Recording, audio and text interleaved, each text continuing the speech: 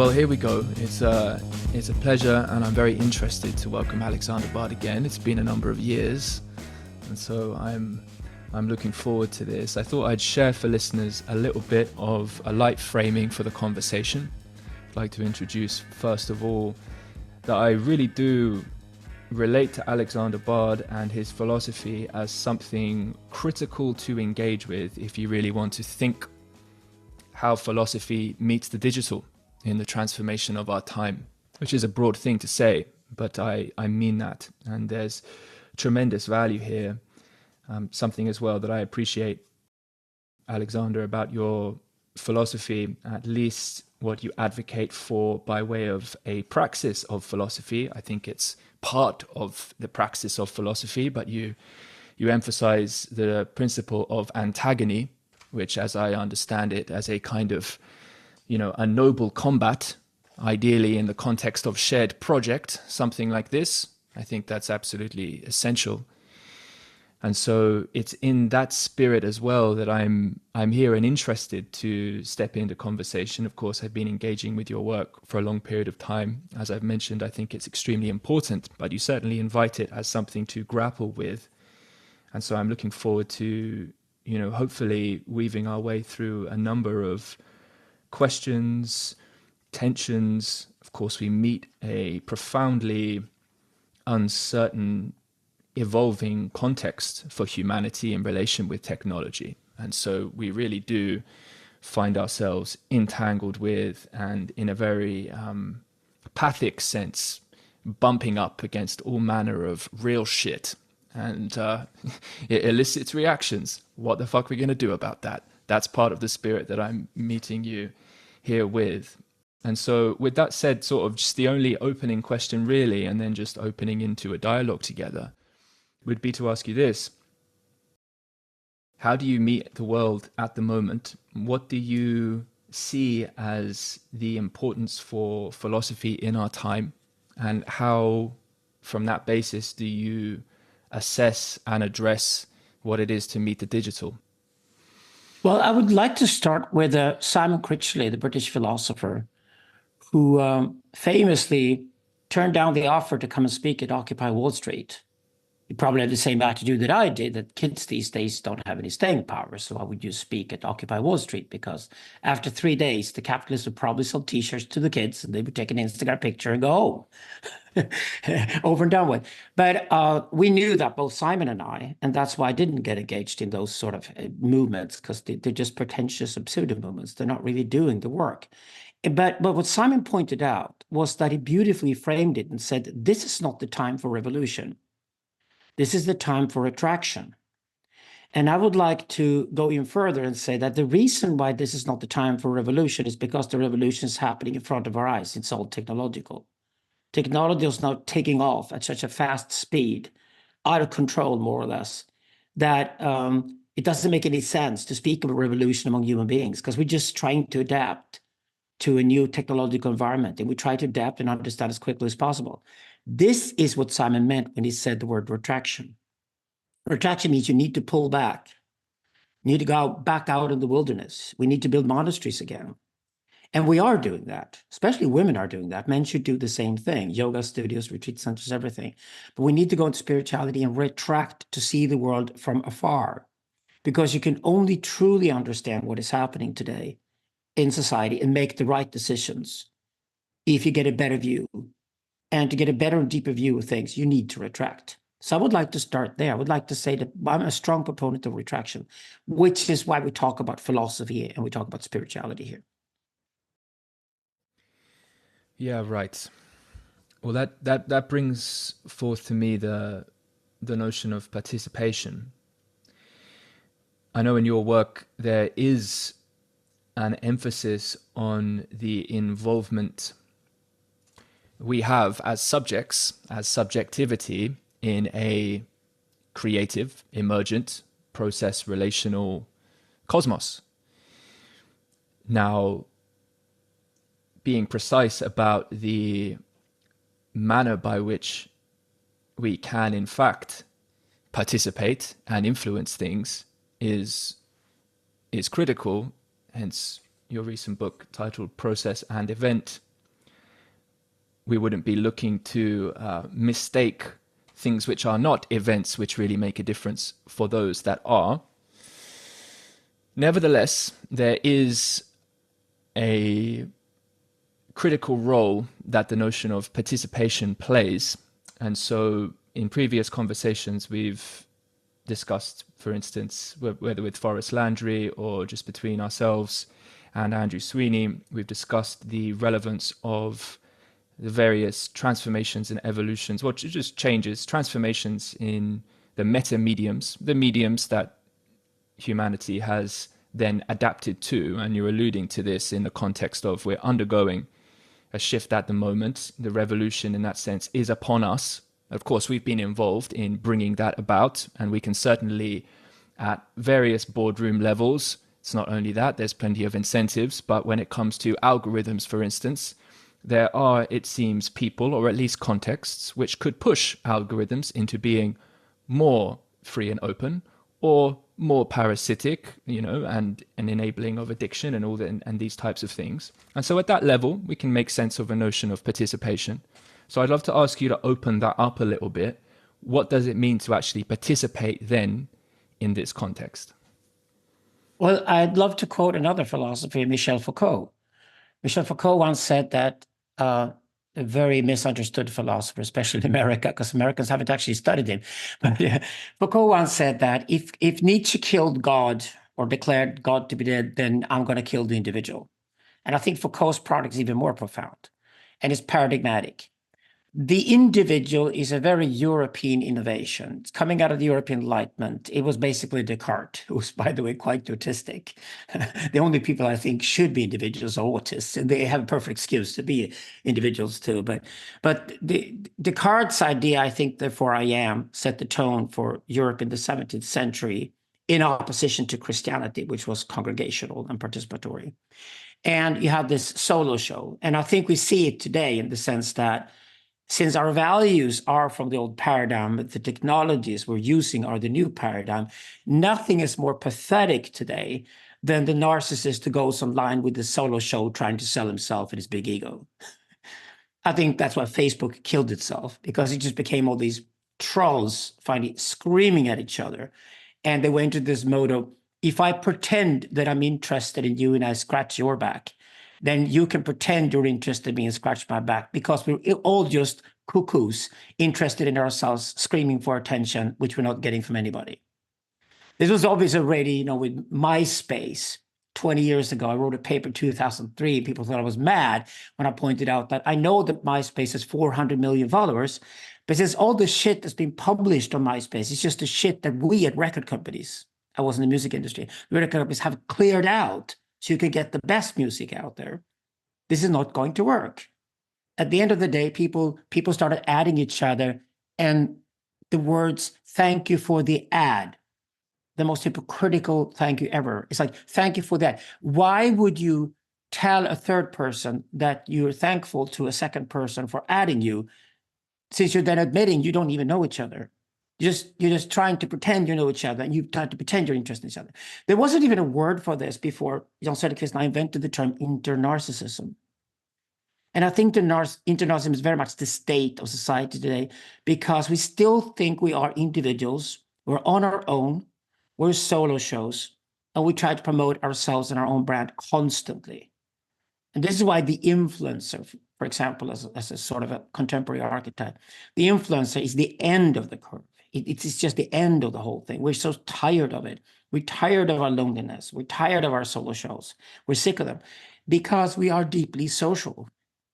Human beings are social to begin with. And this is why we return to the great religions. I mentioned Christianity. Christianity's big selling point was the church, the congregation. Islam is the Ummah. Personally is Zoroastrian. To us, it's the Anjuman. If you're a Buddhist, it's called the Sangha.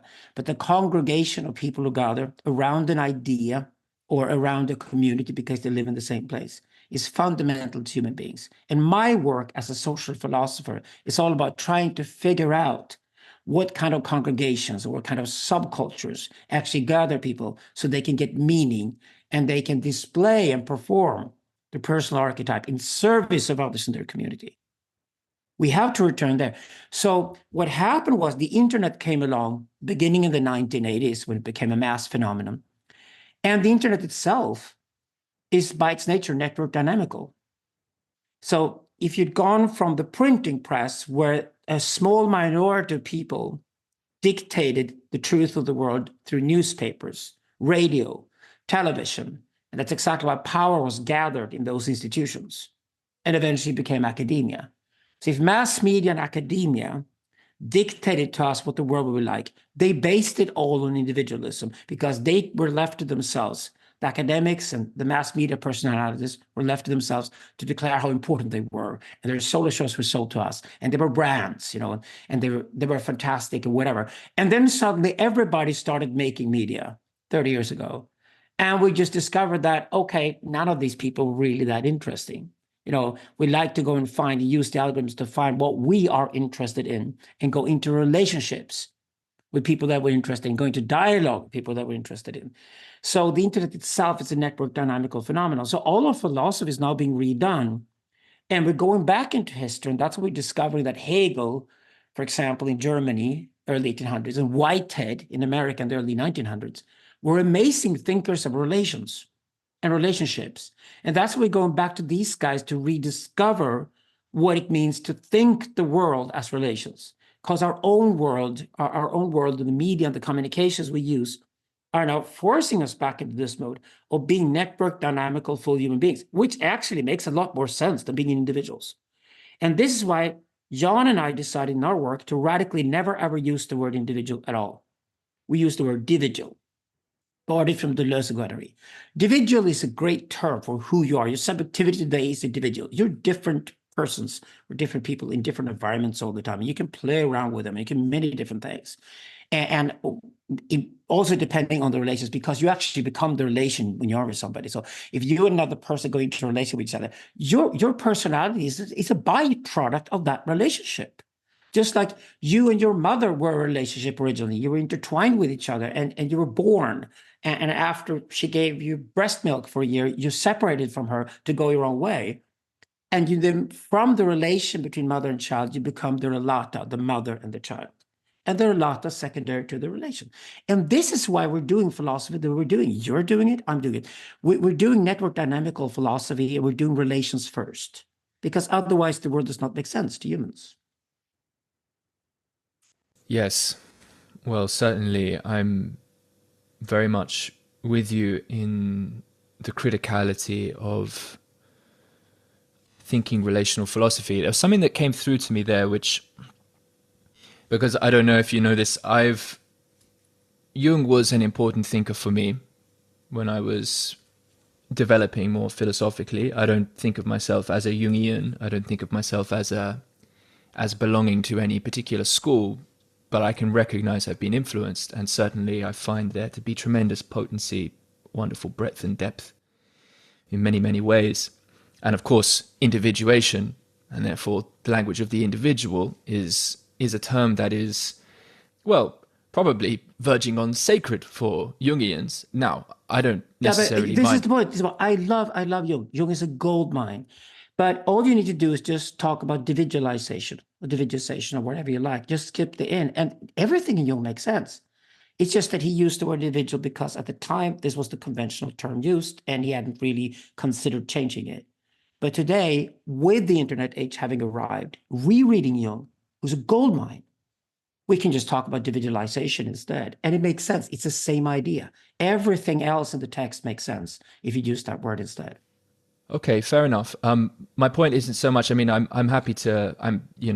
It's that's all good by me for the sake of shared language. My point, though, to get to, is that it seems as though the individual only makes sense, as you would probably say, in the context of tribe, in the context of what you refer to as a sociant, which is something like the historical ideal of tribe. You might put that a slightly different way. I would put it that, just to use the word, because it's a great word, it comes from paleontology. And it turns out that for hundreds of thousands of years, human beings hardly changed at all. This is long before civilization. And our genetic makeup was basically formed during those years. So it's a Darwinian form, not a Platonist form, Yes. a Darwinian form that developed. And it makes sense because we can now prove through data anthropology that the sociont is a form that returns to human beings constantly. And that's why it's such a great term to use instead of saying the original tribe or whatever, because it's not about storytelling. It's really about something that's fundamentally genetic in all human beings, is this idea of the sociont. Yes, understood. Try to cobble together the words historical with ideal there to speak to that, but totally get you Darwinist rather than Platonic in that sense, which does mean we're speaking about something that is evolving, but granted very slowly, although we are also part of an age of acceleration, and so there's a certain amount of uncertainty. That's not my point though, so we'll just bench that and we'll bring that in. But in the context of the individual, as we're saying, the notion of individual only makes sense in the context of the human being, only makes sense in the context of tribe, in the context of the social world. And of course, we do live in an age where people will speak about atomization, and I think you rightly criticize the sort of rampant kind of engorged individualism that I agree with you we are seeing as profoundly lacking. I think for me, the jury's, I think out regarding where we are in terms of exactly its decline. I think, building a life in the context of the working world for young professionals is challenging, and there's still very much a game to be played that unfortunately bumps up too much against this whole dynamic. I'm not saying it's the way forward. Nevertheless, that's neither here nor there either. But what I get the sense of is that in the context of a more fractured world, in the context where who does belong, in fact, to the sociont in their actual praxis of living, then it seems we're called on to develop the kind of archetypology. We're called on, I think, to develop more, I would say, I don't necessarily mean holistically, because I think we can only really speak holistically if we're speaking about participation in the context of tribe. But because of our evolving context, it does seem to me that in order to, let's say, participate in the earlier phase of the networked world, then in order to signal to others, in order to build new contexts, in order to resonate and enable the gathering together, it does seem to me that, and maybe you'd point to this in terms of the function of the shamanic class. Now, that's kind of something we've spoken about before. I think the complexity of just what constitutes the shamanic in our time is very interesting. And I wonder how much of that has to do actually with the multitude of archetypology. In that sense, what ends up looking quite a lot like an individuated, speaking in a Jungian sense, we can say dividuated psyche that maybe was not necessary in the context of socion over a long period of time, because the structures of participation were more stable. And so, interestingly, from that perspective, not that I'm arguing for individualism, but it does seem to me that to the degree we are more atomized and fractured, then there's more of a weight that is in fact placed on the individual and the smaller group to be able to holistically function and resonate and attract in a manner that could in principle open up the possibility for the cultivation of new, more holistic than network dynamical or new tribal context. Does that make sense? It does. I'd like to point out that the individual became a very popular idea, not because we humans loved it or wanted to be individuals. It became a popular idea because it was very easy to create the contemporary legal system based on it. The way Foucault points it out when he says the death of the individual, what it means is that it was the system of law and the modern nation state that loved the concept of the individual, because they can go after you and they go, you there, I hold you responsible for your thoughts, for your speech, for your actions, right? And this actually is psychoanalytically also how subjectivity works. It's usually the outside world that accuses you and goes, you there, and then you go, what, me? That becomes your subjectivity. And I think it's important to understand that individuality, wherever we look, has always started with that kind of accusation. Today, it's the massive advertising industry around Google and Facebook, for example, and they make billions of dollars out of the desperation of reaching people. And they claim that they can reach anybody individually. I can reach exactly the customer you want to reach. I'm not going to irritate anybody. I'm not going to kill your brand. I'm just going to reach exactly the customer that you want to talk to. And they will love that we talk to them, because that's how we seduced them or manipulated them into thinking they need this message. And that's the lie, basically, Google and Facebook. Of course, the rest of us know that in all this desperation, it's called spam. We just know that Google and Facebook have a better hit rate than competing mass media, newspapers, or whatever. Therefore, they have more or less an oligopoly on advertising. Today, it's the advertiser goes after you. It's the advertiser goes, you there, you must buy this product. You must buy this service. You must consume, right? So I would say the problem with individuality is that it serves systems that goes after our bodies. It's a very embodied concept, individuality. And they sold it to us that we all want to be these embodied individuals and work on ourselves, and we're busy with ourselves all the time. When in reality, wherever I look at it as a psychoanalyst, I see people who are totally stressed out of being asked all the time, what do you want? Who are you? You know? And in reality, I'm like, I am a very social being. I am social in myself. I'm individual to myself. I'm many different people to begin with. I don't want to be one person at any given time. But then I realized the whole system is based on this. The idea of citizenship. Democracy is based on one man, one vote. So everywhere I look, I have individuality or individualism instituted around me. And I haven't had a say. It's not like I've chosen to be that person. And then I look at human beings, and I look at us as flock animals. I look at us that we don't want to be lonely. We want to live with people. We create families. We create larger entities called clans, and we create the largest entity called the tribe, which we call the social. And these forms that go, the Dunbar number, by the way, is exactly 157. We've proven that with the data anthropology. And that's the clan size, really. And then tribe is like 1,200, 1,500. And that's the size where we memorize every name and every face and know what everybody's called. And crime is non-existent. There is no crime in a sociotic population or smaller. We trust each other. Crime only appears when we throw different socials together, say in a city, because then the loyalty towards each other disappears. You can literally go to an island called Tristan da Cunha in the South Atlantic, where there's a community of 500 people who lived there for almost 200 years. And it's a bit bigger than 500 people. And they have no crime. It's not a recorded crime ever. They have one police officer installed by the British Empire on the island, not a single recorded crime. Because you simply, there's no reason to commit crime, because whatever you're dealing with, the source of you being a criminal is being dealt with before you can commit a crime in a community of that size.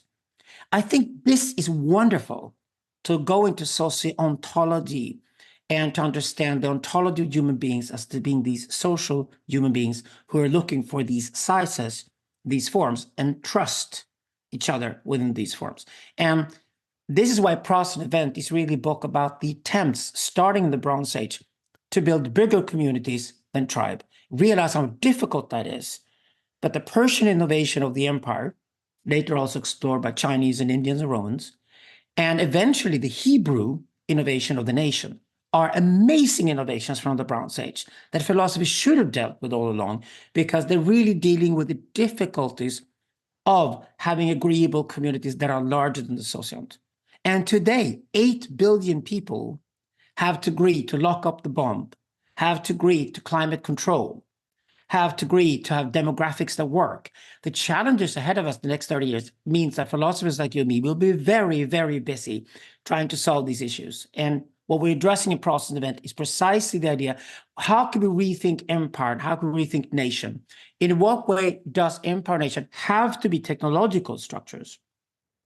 In what we could just invite people and make it human structures instead, which will, of course, be preferable if possible. And those are the big issues we need to solve today. Yeah, very interesting. Okay, so there's sort of two movements that I'm interested to make. I'm going to share the first one first, and if I get through that without you feeling as though you need to interject, then I want to put that to the side and leave it for the slightly more esoteric part. And then I'm going to share the second one, which can pick up a little bit more on this flow. The reason why I do the first one first, because, well, for a start, at the first chapter of Process and Event is I haven't read every chapter, but I imagine it's one of the more complex chapters because it's beginning to put forward a way of rethinking, or at least aligning with some more modern day physicists thinking through how to relate with what you name as hypertime, concepts like subsistence, virtuality in relation to potentiality and actuality. Now, why am I mentioning all of this? Listeners, if they're encountering your work for the first time, that seems totally distinct from this flow that we're on right now. In part, it is, but the reason why I think it's relevant just to name that I'm interested in this is because in Process and Event and your work, the underlying metaphysics, and again, one of the things I'll put in my bio, or I have for the most last number of years, is interested in what it means to participate in transformation, right? And so let's relate with what it means to participate in transformation, also in the most fundamental sense, metaphysically, as well as then, as you do in your book, you're seeking to remain in consonance with that in its application in context then of sociontology, network, age, all of this type of thing. And I'm very curious about that. So I'm going to park that there just so it's something I'm interested to get back to.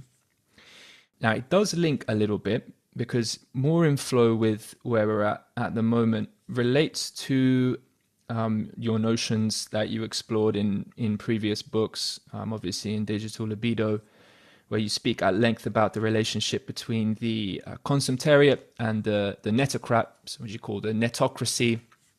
You also speak at a different level of analysis, naming something like the movement that you advocate for, if that's fair to say. You might push back on the language of advocate. It does seem to me you advocate for protopianism, which I'll allow, if it's relevant for you to define.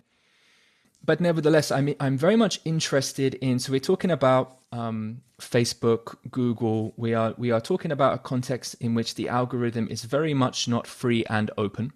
There might, but we remain in a time where there's perhaps a window of opportunity to the degree we can continue to communicate with each other and influence each other toward a direction that might be less parasitic on the architecture that got us here, so that we can remain in some sense. Now, we might end up languaging this differently. Somewhere I could probably meet you in is to say remain in a process. In my language, I like to say loving transformation. But fundamentally, we can remain in, an authentic wrestle and creative becoming, enabling of an appreciation of beauty, an appreciation of each other, of life, of understanding, of many things, right? And not fall into the trap of control and manipulation by some one power group to the detrimental end of the very possibility for enjoyment as such. Something like this we could talk about, meaning various other things, right? The whole realm of valuation, let's say. And to speak about that, of course, we must to some degree speak poetically. That's something else that we could potentially touch on. I think this is another key interest I have in your work and how it relates to my thinking.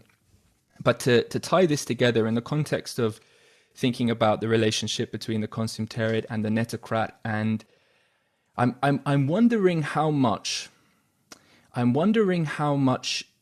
the present influencing dynamics, the status quo momentum of technological society, as it presently animates, let's just call it elite philosophy. I'm not saying they all have the same one, of course, and the netocracy is the elite of the attentionalist paradigm, which in your work is the paradigm we are emerging into. But it's not the same as the elite, which is, let's say, presently incumbent, but also the elite that is very much influential in the context of influencing algorithms and various things. I'm interested in how much the sort of the parasitic dynamics of the present internet can be disentangled in the process of the becoming of the netocracy that you name. Is that an interesting question? Yeah, sure. I'd just like to start where you started here by emphasizing that we're doing a philosophy of time. So if you think of space-time and you want to entangle it, you have to decide whether space or time comes first. And I think this is really the shift from Kant to Hegel in European philosophy. We're talking about the late 18th, early 19th century Germany. And Hegel shifted by going from space to time. And that's how he saw the world differently, radically different than Kant. They could realize Kant was actually talking about a relationship. The phenomenon and the noumenon were not separated as a Kant, as a dualism, but rather the phenomenology that the subject creates in its relationship to the substance. This is Hegel's language. In relationship to the substance, the subject creates phenomenology and creates also the idea of the noumenon within the phenomenon. So phenomenology, as we call it, phenomenology is Hegel's great innovation. There is no separation between the object and the subject, really. The object and the subject are in relationship with each other all the time. So since we're trying to do relationalist philosophy, Hegel is a gold mine to start from. And out of Hegel comes Darwin, who understands evolution, comes Freud, who understands the unconscious and the conscious. We just call it the subconscious. But the relationship between conscious and unconscious in Freud could not be understood without Hegel. Nietzsche comes out of Hegel. It's impossible for Nietzsche to think paradigms and think affirmation of the new versus the old values without Hegel first, because like Hegel, Nietzsche is a deeply dialectical thinker. He's just practicing dialectics along a timeline. So the great thing after Hegel is we started thinking the timeline as priority in Western culture. Then Einstein and the scientists come along and they talk about space-time and all that. But at the end of the day, their theories collapse unless we start to think hypertime before we think space-time. And we are allowed to think, as philosophers, we can think anything. So for example, if I say before the Big Bang, or these days before the Big Bounce, I'm perfectly allowed to think that. There can be hypertime prior to space-time suddenly occurring. And I'm more and more leaning towards, I'm working with Alex Ebert in America, possibly the next book for me as well, is to work on maybe thinking time and then space coming afterwards, and then they're interconnected with time being something indeterminate, whereas space then has a determinacy to it. We'll see. It's deep shit work, but it's fun. But we have to do philosophy with time first. And the problem was that before we wrote Process, we thought that still the philosophy of time isn't thought through. Hegel has done it better than anybody else. White had added immensely to it, but there's more to be done. And we tried to lay that out by thinking circular versus linear. Bonita Roy and I, for example, have wonderful conversations on how circular and linear are both true. Circular time is process, linear time is event. And I always emphasize that the book title is Process and Event. We need to see the world from both perspectives. Fundamentally, process being the Eastern spirituality and event being obsession of the West. It makes sense to see the world through both sides constantly. Both are correct. So I just want to lay that out first, because why are we bothering doing the philosophy of time? Because when you do relations and networks, which is our intention to focus on relations, you do time philosophy. The one thing all the networks and the relations are down to, and according to which they're valued, is where they occur along the time axis. And this enables us to think emergence properly. And once you start to think emergence, and Terence Deacon and other contemporary philosophers are also doing great work on really trying to think what emergence is. Why are we doing emergence? It is to get rid of reductionism. And here's the trick. Reductionism has the same problems individualism does, because reductionism either reduces everything to that one atom or that monad, which somehow the entire history of the universe is pre-programmed inside. You know, that's what determinism is.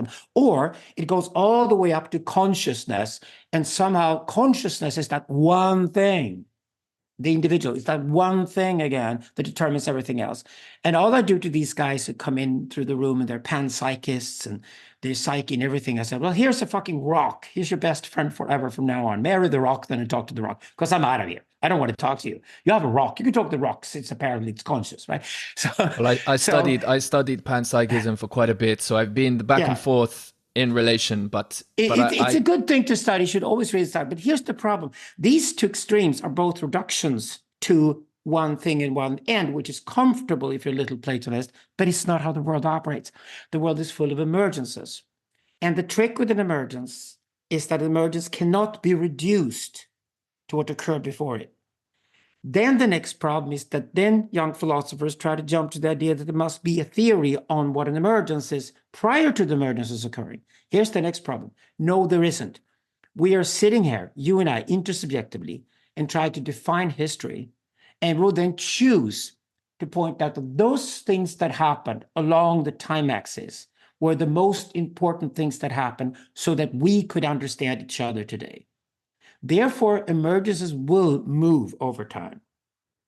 We don't talk about the Stone Age, the Bronze Age, the Iron Age anymore because we don't build factories. But we talk about spoken, written, printed language as paradigms instead, because it makes more sense for us in the Internet age to think about human history that way.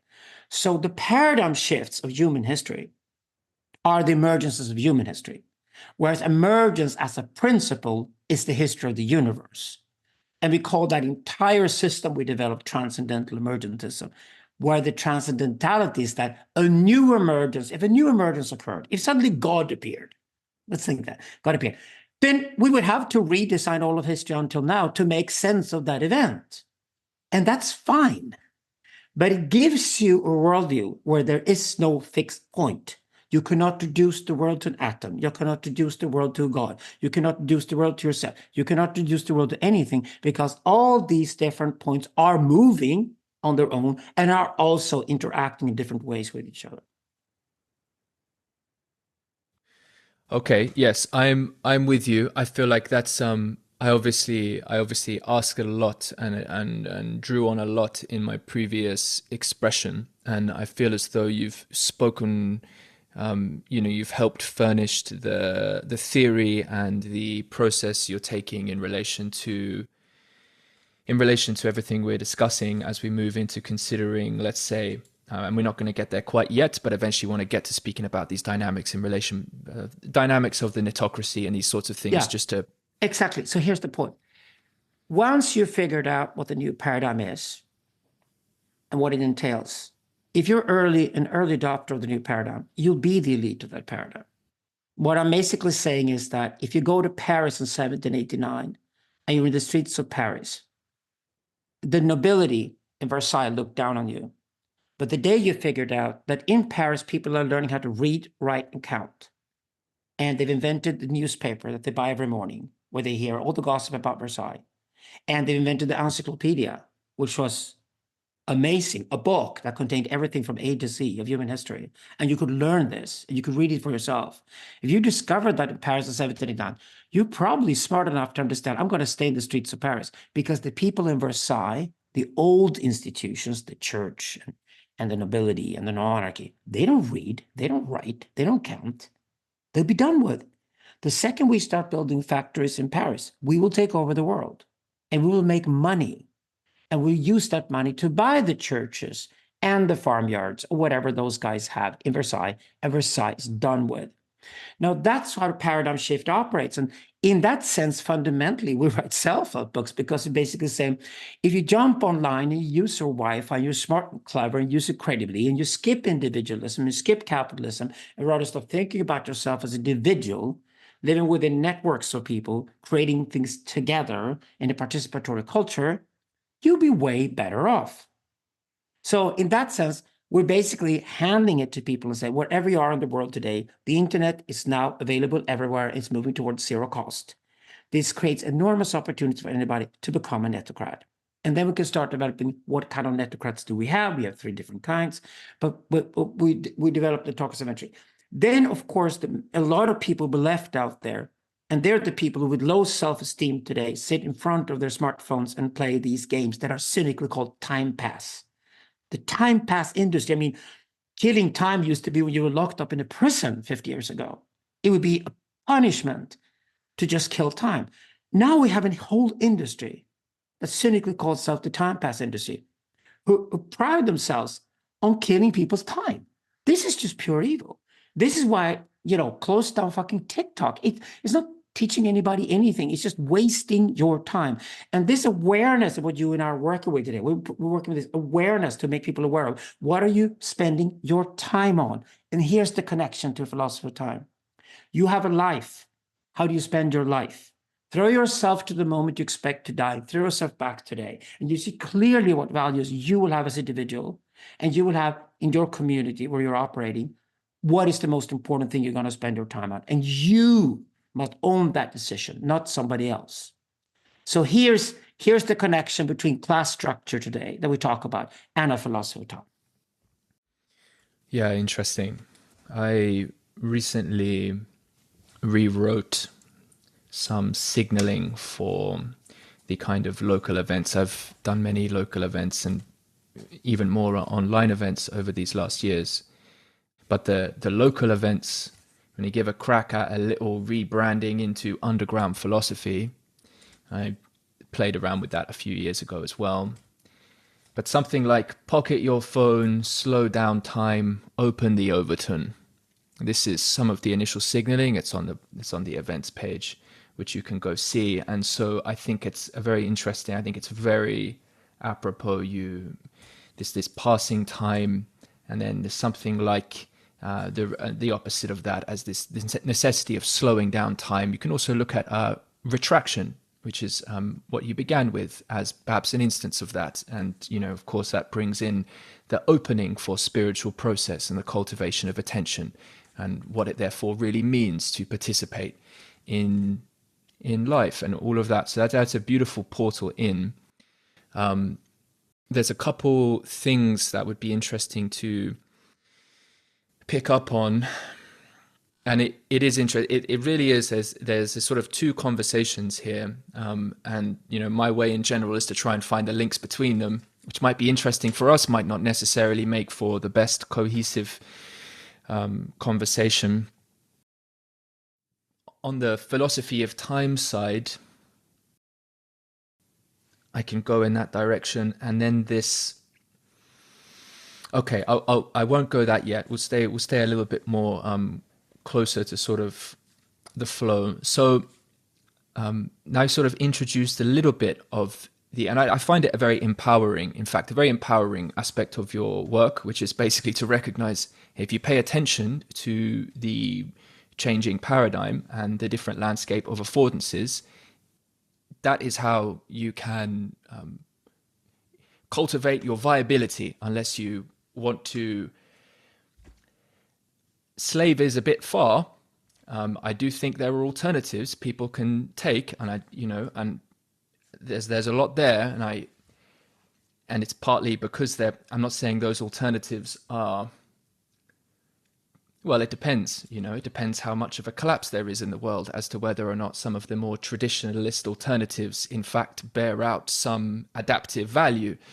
Because, of course, if we lose power, no internet and these types of things. So we are, we're doing more than speculation, but there's something extremely contingent about all of this as well. And we're wanting to kind of address what we can recognize as the destructive, so much levers, but pillars that if they were blown out from underneath us, then this would in fact render a lot of what we're speaking about more conceptual than really enabling of a life to be lived through. Nevertheless, I find it an incredibly empowering aspect of your work. Where I've sometimes found myself to be in some difference is it's somewhere in relation to the where the mode of address, in that sense, what it is to open up and participate in philosophy, in understanding together, to really connect in that sense with souls. And a kind of recognition for the various ways that essentially all of us are subject to the real penetrating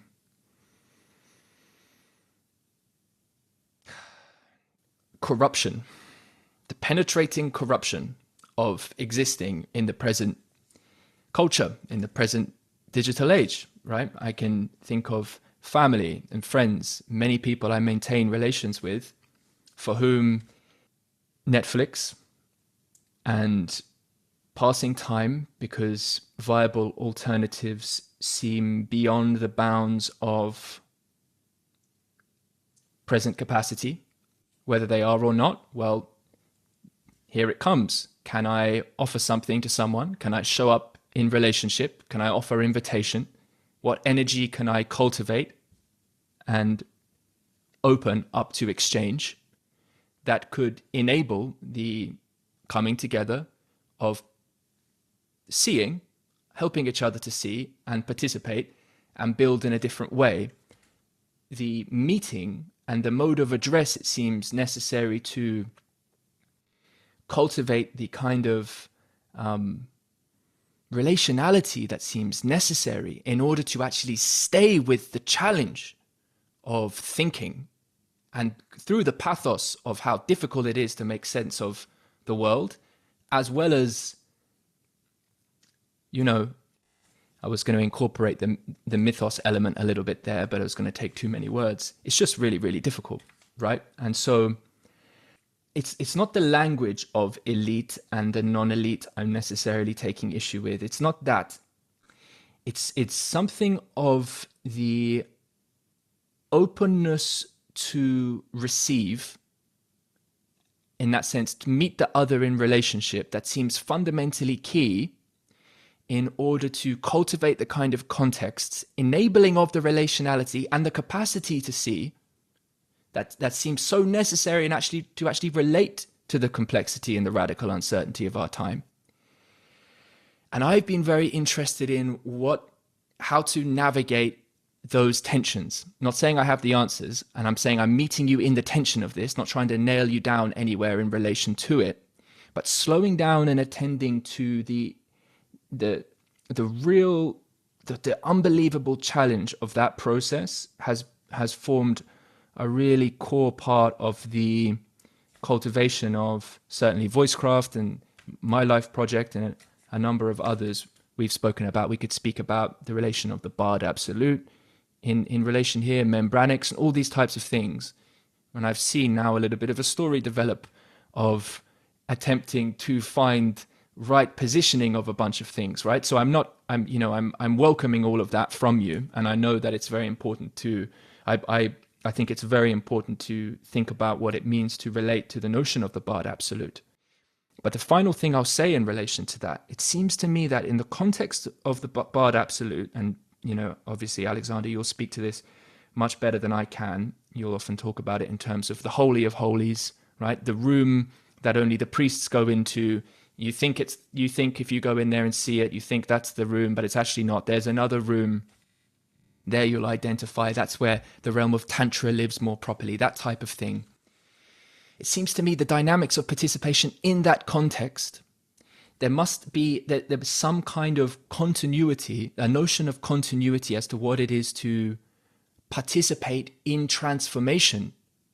Behind the Bard Absolute, there must be a continuity of what we mean in that context and what we mean for participating outside of that context, in order for the invitation and the integrity of the relationality as a whole distributed multi-membranic dynamic to actually have a coherence to it. Not say all the participation is the same, and it also speaks a little bit to where I've had wonderings about the notion of the emergence vector theory, not because I take issue with the critical importance of rejecting reductionism, and I think you do that extremely well. It's not as though I'm searching for what kind of set of truths makes sense of all paradigms or something like this. But rather than go on any further, I'll just say that it's somewhere in that what it is to relate with other and participate in transformation in that sense, in a manner that can also confront and contend, but then also surrender and receive, and in that process engage in the kind of dialectics as a praxis with an X. That's where so much of my interest is in, and that seems to me, if we want to talk metaphysics, something that can help us remain in a sense like it seems like we can home what it is to orient as such, participate in transformation. In that sense, we can home, like I want to say, an essence. We can home something of the essence of being in that broader context. You see what I'm kind of? There's obviously a spirit that several seeks different that, threads right? here.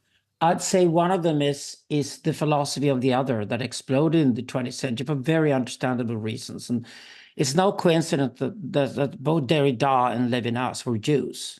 because it was after the Holocaust that we had to deal with this trauma. I mean, if the bomb showed how stupid human beings could do, the bomb in Hiroshima showed that we can blow ourselves up, then the Holocaust reminded us how nasty and evil we can be to each other, instrumentally, without even caring. And that's why Derrida and Levinas and the great heritage they created, Simon Critchley I talked about before, is part of that, are dealing with the relationship to the other.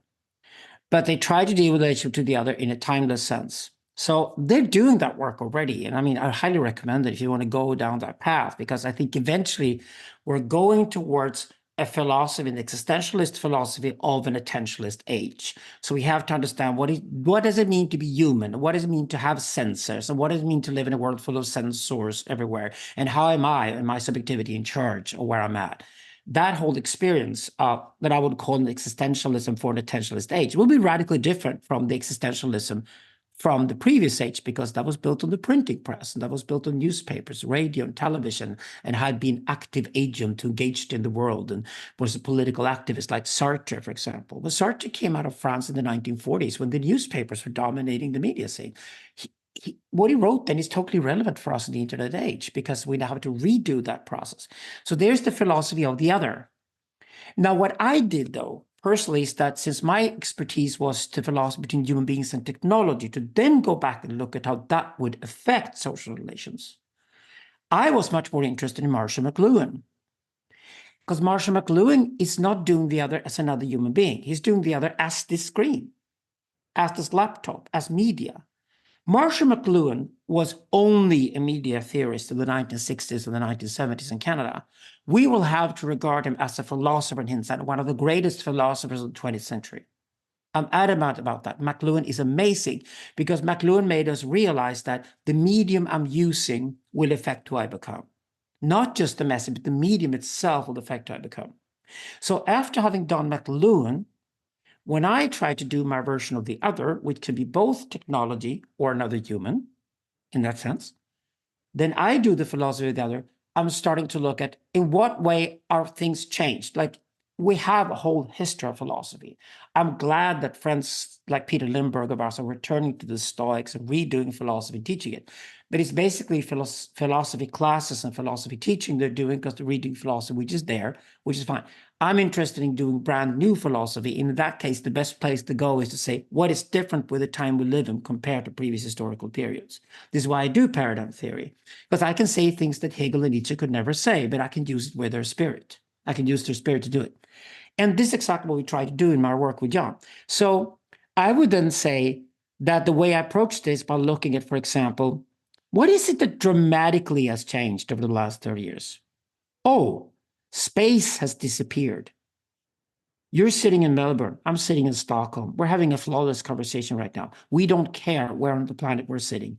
And if I have to move my body to an embodied experience, I can, at a reasonable cost, fly anywhere in the world and be there within 24 hours. Now, this was unheard of until 50 years ago. Now the internet goes towards zero cost and total communication, meaning 8 billion people are trying confusedly to communicate with one another. And they're now trying to form social strata, which they can belong to. And the social strata can then communicate with other social strata, because otherwise we're just sitting in a cuckoo's nest with 8 billion cuckoos shouting at the top of each other, and nobody's listening to anybody, and that won't work. So we're dialectically now involved in a world where space has disappeared. Now, if space disappears, I return to the philosophy of time here, when space disappears, time becomes incredibly costly. Incredibly costly. I'm teaching people on a personal level, on a spiritual level, on the corporate level, on the commercial level. I'm teaching people that your time is now your absolute asset. Your calendar is holy. Google Calendar is more important to Google than Google Earth. Google Calendar is the thing. Whoever controls your calendar controls you. So to be a subject today, to be affirmative in your subjectivity today, means get a damn calendar. I even recommend people get a paper calendar, because the paper calendar is not public. Nobody else can read it but you. You can only have 3 or 4 things a day to do, and not more than that. And this is why people come to us as philosophers and say, can I also go and see at a retreat center? Yes, you can retract from the world to see the world from afar, but you also need to go to a retreat center. And you need to understand that big tech and the technology companies, they try to turn you into an addict. That's the mechanism of the whole thing they're doing. Capitalism has gone all the way to that very end post where capitalism walks up to us and drags us, pulls us into the collar and says, is there anything in your life which is not for sale? And you have to answer, not my calendar, because that's me. And then capitalism drops and said, okay, off you go to find what is sacred and private, because the sacred and the private are the two names for what is not for sale. Because the profane and the public are for sale. And this is the return to religion. It's the return to spirituality. And then you can move on to thinking, okay, so what is the Barred Absolute, for example? Well, the Barred Absolute is there to remind you you're not ready yet to pass through this door. You might be, or you might just be the wrong person who shouldn't be here. You might be a man standing in front of a lady's toilet. You're never going to get in. The Barred Absolute is really an absolute because you're the wrong sex. So you know, the world is full of Barred Absolute. Like the child walks up to you and says that, I want to do those things. Like, you're not ready for that yet, darling. You're only 4 years old. You can't watch pornography. It's like, Sackstein told me that once. Like, we should have Barred Absolute. You mean your children want to watch hardcore pornography? No, I don't want my children to watch hardcore pornography. That's a Barred Absolute. That's exactly what it means. You're not ready yet. You're the wrong person, shouldn't be here. And here's the trick. In a world where we realize that the Barred Absolutes are musts, it's also a world which can never go nihilistic. Because there's always something more to obtain. There's always a further path to take. There's something more to discover. My mother is 90 years old. She loves to learn new things every day. There's nothing nihilistic about this 90-year-old wonderful woman at all. And I love her for it. If I'd be half like her when I was 90, I'd be terribly happy. So the trick is that human beings want to be in culture. They want to learn. They're still creative. They still want to discover things. And that means they don't want things to stop. They don't want to have an endpoint. But I think a society that fostered us, partly I blame Christianity and Islam for this, but it exploded with individualism and capitalism. A society that fostered us, there is no meaning out there because all the doors are open to you. The cult of transparency means that everything should be open to everybody all the time. You could have everything you want. That is the meaningless world. But a world that has membranes, filtered walls, you can get through. If you are nutrition to the inside of the membrane, you will get through. You'll be welcome. But you'll get in. And if you're behaving like shit in there, they will kick you out. You know, a membrane works that way. And I think membranes, the membrane around the sociomt, membrane around the liminal web that you and I are part of, the membrane around subcultures we create today, the membrane called the border of Australia, the membrane called the border of Sweden. These membranes are necessary. But we have insides and outsides of the membranes. And by talking about membranics, it's neutral to biology and technology because an AI will also understand the world through membranics. And this is why we develop a philosophy of membranics and with that, the Barred Absolute. And when the Barred Absolute has returned, which it was always there in Eastern spirituality. It was always there. We have to go to Eastern spirituality to understand what it means to have the Barred Absolute and the membrane reinstalled in our thinking. And by having that there are always new things to pursue in your life along your calendar while you're alive. And owning that calendar and owning that subjectivity because of the calendar is what attentionalism is all about. I like that. As you know, yeah, I mean, absolutely. You've got to, calendars matter, yeah. And so a couple things coming through. Thank you for that response. So it would seem to me then that, so there's a notion, I believe C.S. Lewis, I was informed of this a number of years ago by Evan McMullen. Don't know if he'll listen to this, but anyway, C.S. Lewis has this notion of the inner ring. And it's a short little thing where he speaks about what we could, in some sense, we could call the vulgar. I know you use those words. Could we call that the vulgar or fake Barred Absolute, the inner ring, if you're familiar with that concept? And so for listeners, we could think about the notion of the inner ring there is like, oh, there's always, you know, a cooler group and I've just got to make myself appear better to be able to sit over there with those guys. And then you get there and it's not really that interesting. It was kind of bullshit. But it turns out those guys had this other place that they would go to. They were the cool. And you go there and it turns out it's just bullshit. And you get there and it's just bullshit. Same old shit, same old games, right? In that sense, there's no, apart from your learning of that fact, you are not encountering anything that can help enculturate you into more wisdom or capacity to recognize nutrition from non-nutrition. So it seemed to me that, one technical mark we could make about what would be an integrous barred absolute would be the degree to which participation in it could help cultivate your capacity to perceive value, nutrition as such, right, in a manner that is then going to become relevant to one's understanding of the functioning of the multiple membranes and a broader structure. Right, so I think that's super important, and then it becomes like the dynamics of participation enabling the transition between membranes. Then are obviously extremely crucial in what enables or not. Can I just suggest an idea here that I just got? Of course. What you're talking about as the fake thing is when it's a social ladder. So you're socially climbing. You think that if I get out of this group and get over to that group, that means you despise who you were. Do you despise your origin? And that if you can only get there, somehow you would find yourself. So you're trying to climb the social ladder while chasing your subjectivity that escapes you all the time. Whereas when we're talking about we're doing membranes, is that we're talking about a flat universe. There's nothing wrong with the world you're in, but you are finished with it because you've learned what it is and you've contributed and you're ready to move on and pass this on to somebody else. Like you founded the company is running well, it's doing everything correctly. You can pass it on to the next generation because you're going to pursue something else. So, for example, with Sutra and Tantra, which is great in Eastern philosophy, it's not that Tantra is higher than Sutra. It's rather like the Sutra is society when it functions. That's why you always hear people say, you cannot do the Tantra unless the Sutra is in place first and works. Otherwise, you're not ready for the Tantra, or it will blow your mind. So basically what they're doing in Eastern philosophy, they're saying that there's no sin, there's no ban. We don't ban things because they will only get more attractive when you do. Rather, we put them in a tantric container. But the sutra is society to function. So the sutric storytelling is like, we will tell you anything that's needed for you to breed and have children and love your children for a society to function. Fundamentally, that's sutric. And then the tantric says, yes, and on the side, we built the container in a separate valley far away from here to not contaminate the rest of the world, where we do experiments and we have kind of a laboratory, and that's a tantric realm.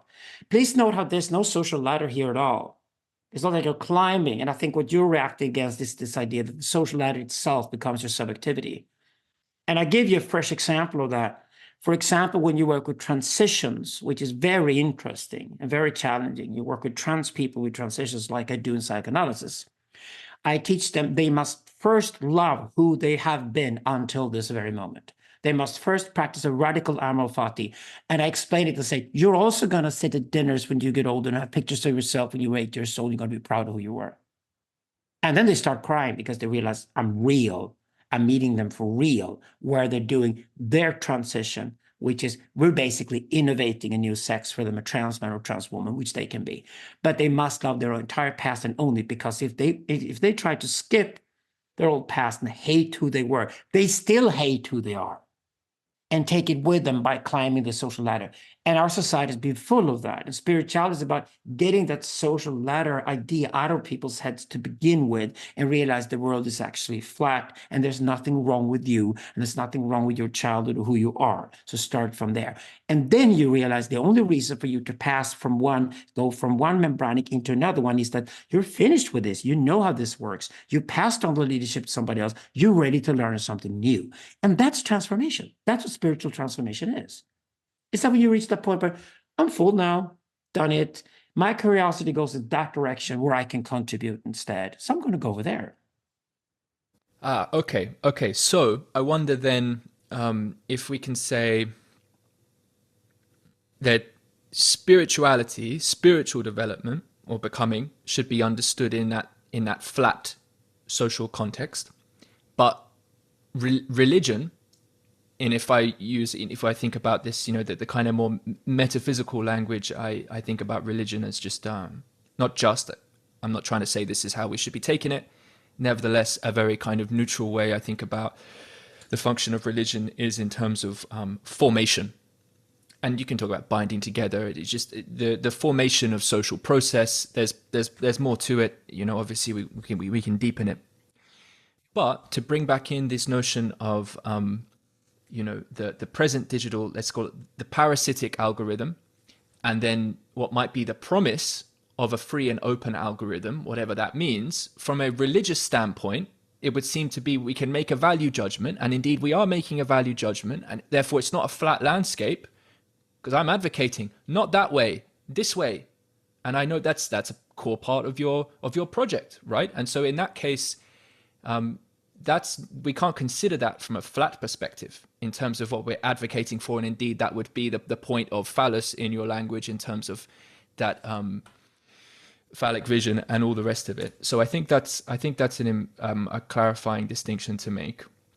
One point I'll just make, which is just as an aside, because I thought you spoke to, your point about working with people transitioning from a psychoanalytic perspective, I think was very well said. And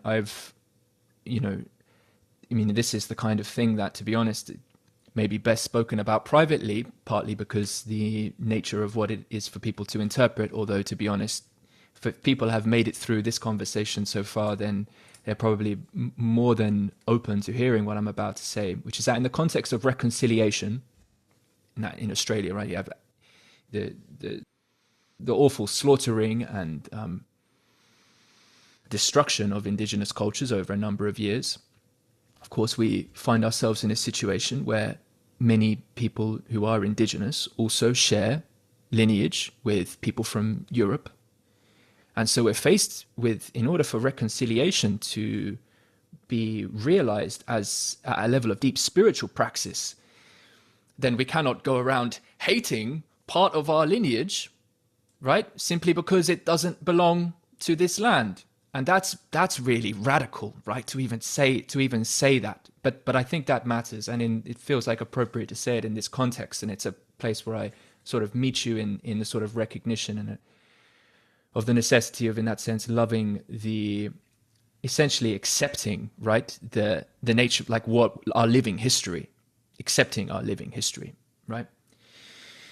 So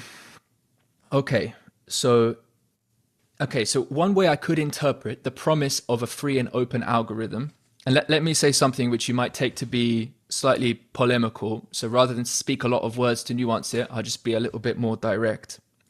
And I'm not attached to this, right? But I offer it playfully. And because I don't know exactly what we mean by free and open algorithm, that's partly why this is a polemic. Not only that, but that's partly why. Won't the free and open algorithm take us from attentionalism into another paradigm?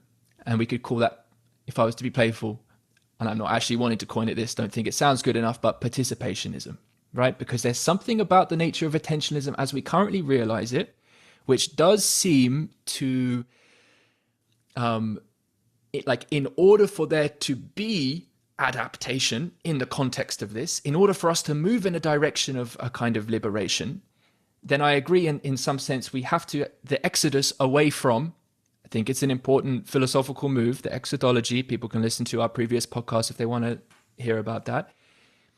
We have to undergo that exodus in that sense to recapture our time, to slow down time, right? To not be hacked in that way. But it would seem that an algorithm that wasn't based on the kind of parasitism that we see today would in fact be supporting more and more people into enculturation. And in that context, the relation between then the consummariat and the netocrat, it wouldn't be founded on exactly the same type of thing, or would it? So what is the promise of the free and open? Do you see where I'm going with that? Yeah, there is a chapter in Process Event. It's the end of the book, and it's a chapter on that the path to communism would go through attentionalism, but not through socialism. So Karl Marx's mistake in the 19th century was that he was too early. The accusation of a Marxist against Lenin is that you're too early, and that's why you will fail. And the argument against are you saying Karl Marx today would be that he failed. after... Socialism was a dead end. So, but there is a possibility that the journey from capitalism to potentialism opens us up to the possibility of communism. And communism as such is the return to the socion fully. That's what communism actually is. And whenever Americans hear this, they freak out and said, well, you go to Burning Man, don't you? We met there. Yeah, it's American communism. So even if it's only for 8 days and you have to pay a lot of money to be able to afford to go there, it's still practice communism once you're there.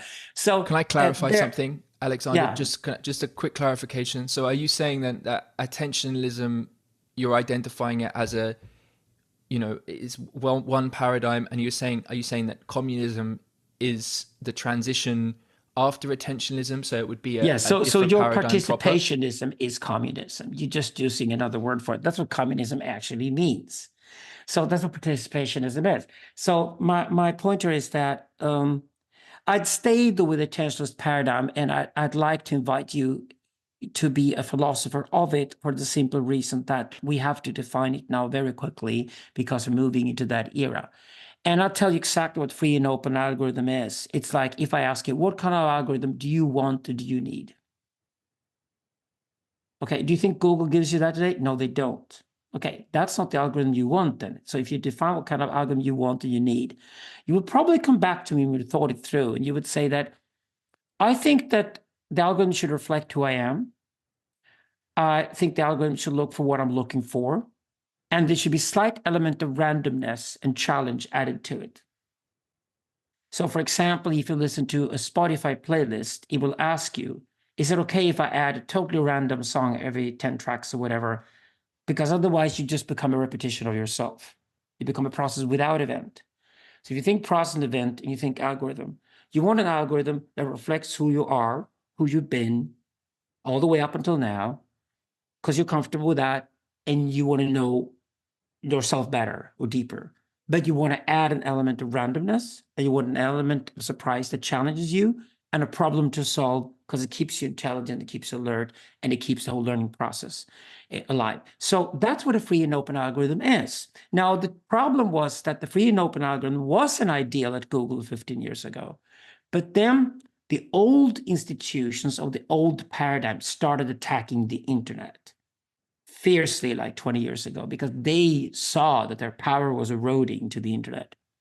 And this is why money, which is an old power factor, capitalism, attacks the algorithms through corruption.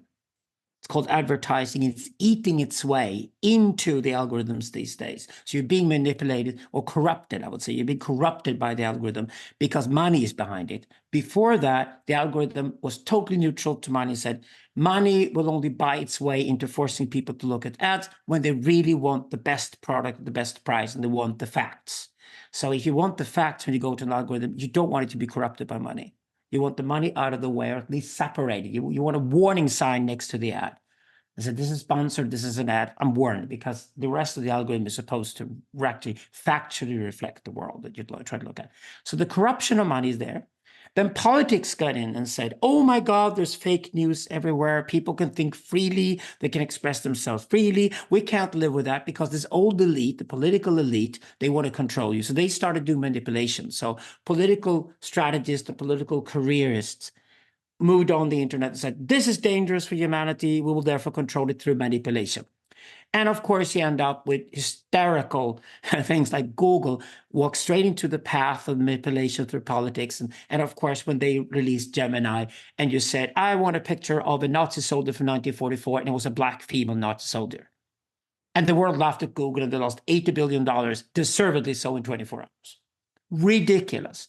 That's where manipulation ends up. It's also an enemy of the free and open algorithm. And when you think about what I want from the internet, and I want the algorithm to be there to help me find what I'm looking for, I don't want anything else. I know what I'm looking for, and I want to find that. And I want the algorithm to take me in that direction, and preferably even be surprised on the way to challenge myself to grow. So if that's what I want from the algorithm, the free and open algorithm is what I want the algorithm to be for me, then I see the manipulation of politics standing in the way. The third one, though, probably most underrated, is what we call the confirmation bias of the old algorithm, of the old paradigm. That's coming from academics, it's coming from mass media. And what they say is that we must all think alike. You must not be different because we can't handle the chaos of people exploring different worlds and going different directions. This is individualism in its pure form, and it's coming from academics, from academia, and it's coming from mass media. And they're saying the fake news out there, you can't have that. We must all conform to a norm and have the same value and the same opinion, because otherwise we get polarized. Well, I'm just like, polarization itself is not a threat. As long as I listen to my neighbor and I agree to disagree and we have different opinions, we can be perfectly civilized to live together. Sorry, we don't need academia, we don't need mass media to conform us any longer. That means they're terrified, because if I have a personal AI that follows my entire life and makes me more encultured and takes me through my transformations in my own spiritual life, my entire life, what the hell would I need academics for? Why the hell would I need mass media for that? They're terrified of this. So they say, you can't live without us. The academia says you can't live without us. Therefore, they try to conform me and they try to make you and me the same. And the same as they are, of course. So the forces of confirmation and corruption and manipulation are all coming from the old paradigm, from the old institutions who are terrified of losing their power. And they're now trying to control the internet. And Google and the other guys are playing along with this. And what we need to do as citizens is basically said, listen, we just want the free and open algorithm. It must be based on open source. And we want to find what we want to find when we go online. We don't want to be directed anywhere by you guys. Off you go. And that's the real revolution going forward. This is us being in the streets of Paris, telling the conformists and telling the corruptors and telling the manipulators in Versailles that you're done, Versailles. Get out of the way. Give us the free and open argument, or we will develop it ourselves and close you down. Yeah, I mean, well said. And that as a practical call to understanding, action, participation. You know, I hear you, and I'm with you in that movement. And I think, to be fair, that might, you know, that I think what you just articulated there might be one of the common threads of, well, the common threads that draws together a number of the networks we're a part of. Yeah, you can say, for example, the popularity with Bitcoin. Why is Bitcoin so popular with so many young men today? Precisely because none of these old institutions control it and they're terrified of it.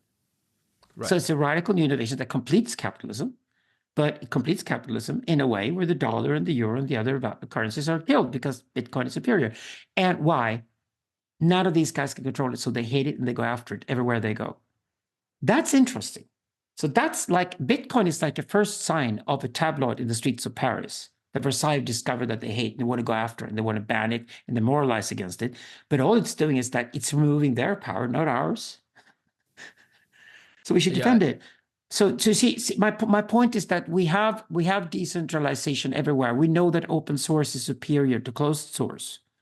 We know the closed source only serves the interest of the guys who make the money from it. But for the rest of us, open source is genius. And I'm totally for open source and decentralization. I've been with that for 30 years and was one of the founding members of the Pirate Party in Sweden, because I believed all along as a philosopher that the more we can go towards the free and open algorithm and enable citizens to understand what that means, the more radical we can go against the old institutions that are basically redundant. We need to get rid of them. Yeah, right. Okay. So I'll try and resist the urge to make a comment about Bitcoin. A few episodes ago with OG Rose and Michelle Bowens and the Voicecraft Network, we had a session titled Crypto and the Commons. One of the, I'd say, it wouldn't go so far as to say a critique, but I certainly make a point in that which I'm kind of drawn to express again, because I'm interested for your thoughts on it, but I don't think it's the most interesting place we could go. I agree with you. By the way, I heard the podcast as well, so I totally agree with you. So that's critique debate, but the point was the popularity of it is actually a revolutionary sign, which I completely understand. Yes. Absolutely. Okay, so all right, so there's one thread that I want to stay with. Maybe we'll get back to hypertime and virtualities, if not today, then another time. But okay, so it's really clarifying to me that you're naming communism as a paradigm after attentionalism. That's helpful for me, because I have been saying, it seems to me that I'm looking beyond attentionalism in order to have orientation in the context of attentionalism as well. But the way I orient in that, so it seems to me that the capacity for orientation in that sense to perceive the value of what's worth doing, again, is now, and I'm willing, and I'm, here is where we're going to be interesting in this relationship between Darwinism and then something like perennialism. And because I really appreciate how you speak about the sociant, and in terms of and I've always been, I've always taken a very much an evolutionary approach to understanding Jung in that regard, the evolution of archetypes. However, I've also been through and remain with and ultimately it feels to me, I've said this for a number of times, from people who are more on the mystical, Bertrand Russell speaks about the mystical impulse and the scientific impulse, right? So if we just allow that, then it seems to me I've always had a center of gravity that just sways that little bit more to the mystical.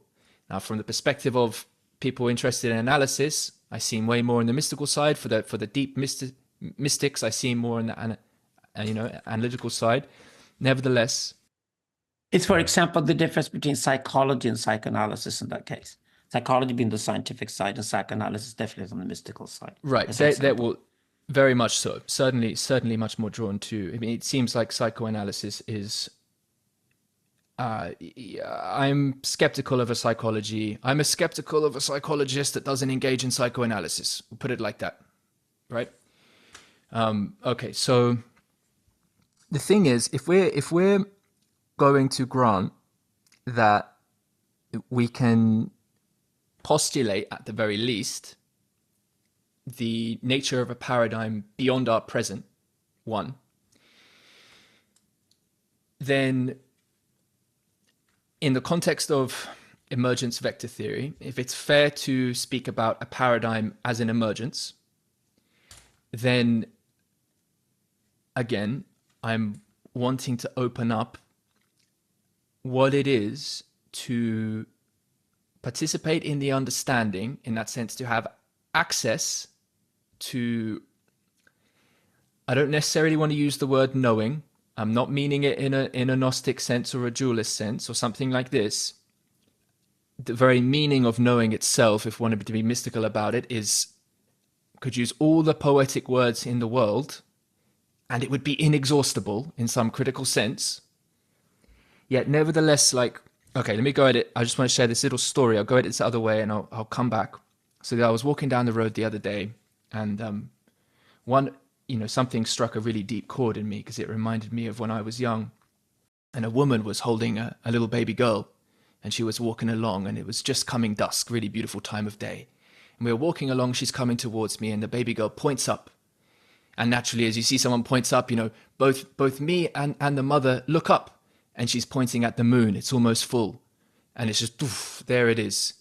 There it is. There's the moon. And there's just this moment where all three of us now are appreciating being together, appreciating our place in this cosmos.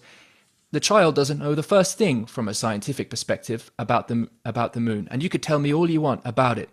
But that reacquaintance, to remember in that sense, the beyond, the greater than, and the beauty of that seems to me something we all have critical access to. And in that sense, we could speak about the wisdom of the child. Now, it's a wisdom in the pure seeking form, but that capacity for reorientation and like a reattunement seems really fundamental to what let's say, the mystic can cultivate over the course of life, is that to remember what matters, right? To come.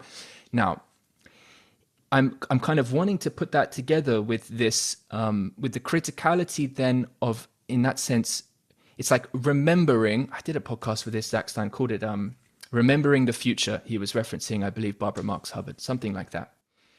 The notion of remembering the future, John Beveke might use a language of recovery. It seems to me that, like, in a sense, emergences, they are discovered in a radically new sense, but there's also a kind of recovery. There's also a kind of recovery.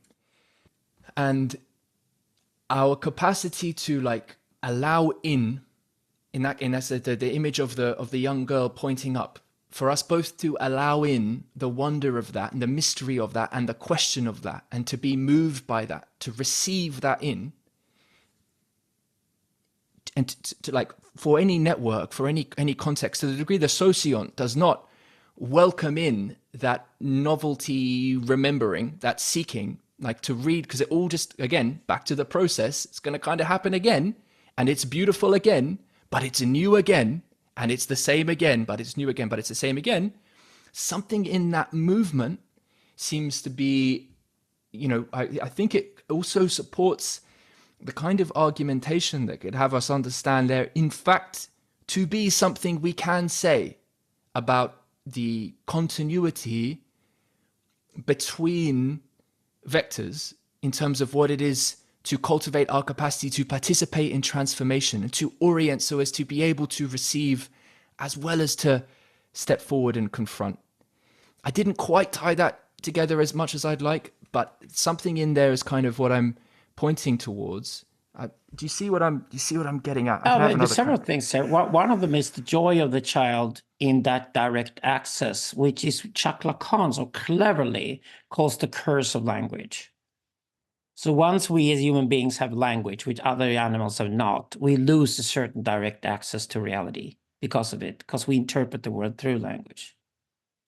And we love that in children because their language, they haven't learned the proper language yet. So they just point and see and direct access. That's why we love them, because we remember that we did the same thing when we were that age. And we can recall that, recover that memory. And that's one of the tricks why we love children. And we must love children, we should love children, but this is one of the tricks why we love children. It explains that they're pre-linguistic. And in that sense, once we then have arrived in language, we can return to, but the Bard Absolute also works with history. So it's now a Bard Absolute. I cannot have that direct access any longer because I now have language. Then the thing with transformation is to understand I can remember, I can recall, I can share that joy with the child. I can have my own child, share it with my own child. But I then move on to being this linguistic person and owning that fully. I can give an example from transitions, is that something is always lost when you go from man to woman. And for transitioners to realize this, to realize the price they're paying, obviously they think the reward is higher, otherwise they're going to go through the transition, but to realize something is lost, and therefore it's necessary to keep memories of who you were, because you will never be that person ever again. So that's another form of Bard Absolute that we need to install as well in culture. But to then completely immerse yourself in being a linguistic person who only has indirect access to the world, where the child still represents that direct access. Nietzsche writes about this. He even says that the mythos belongs to the child. Only the child can properly see the world through mythical, which means the only unified world of the view can only be the child's worldview. The wisdom of the child in Nietzsche is that the child can see the world through one story. Is one world and it's one story. Whereas for the rest of us, because the conflict between the camel and the lion, and because the conflict between rationality and emotionality, the rest of us are stuck in between all the time and in this dichotomy where we can't make up our mind.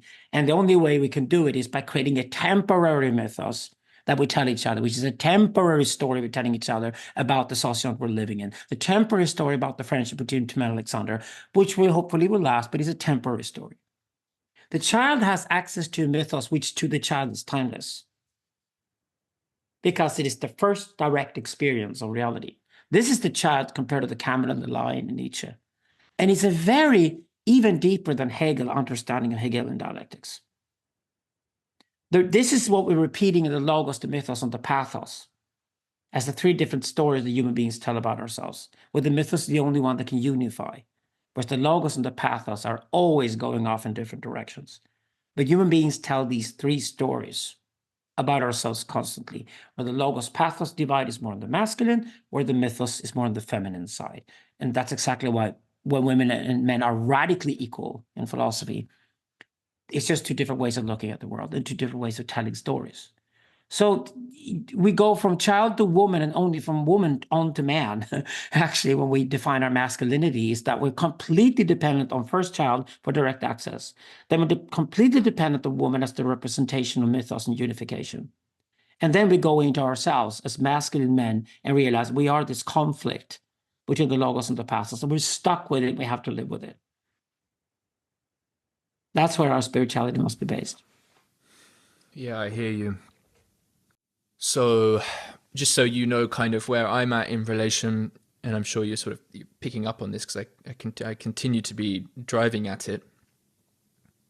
So I know that in the context of emergence vector theory, one of the ways you define this is to say there is no meta law, there is no meta language. The only thing we can say is that there is no meta law and meta language, right? But you do speak about principles. And in the sense that we've already opened up, we are speaking about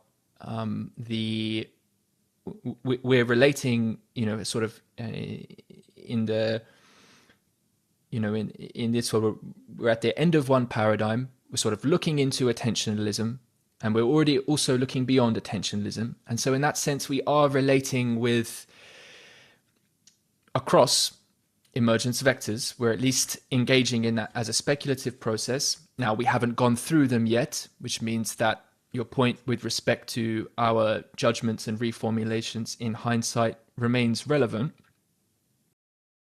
Nevertheless, it seems to me that there is a language of, again, a language of participation, which in terms of the actual concrete, in terms of its concretion in any age, can take on an absolutely radical different shape.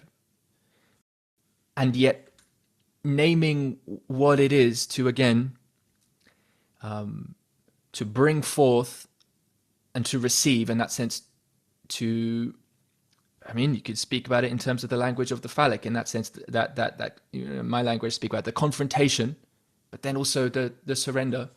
That seems to be relevant as language that can actually help make sense of dynamics of participation across vectors, and it would seem to be necessary to cultivate our capacities and cultivate we can understand the dynamics of communication across membranes between individuals, in that sense, as participating with respect to these dynamics, and our manner of cultivating our capacity to do so is going to be directly relevant to our possibility to influence the becoming of the present paradigm. But it seems like we draw our capacity to do that, to kind of remember and to reattune with that process of what it is to really relate with each other. We draw that from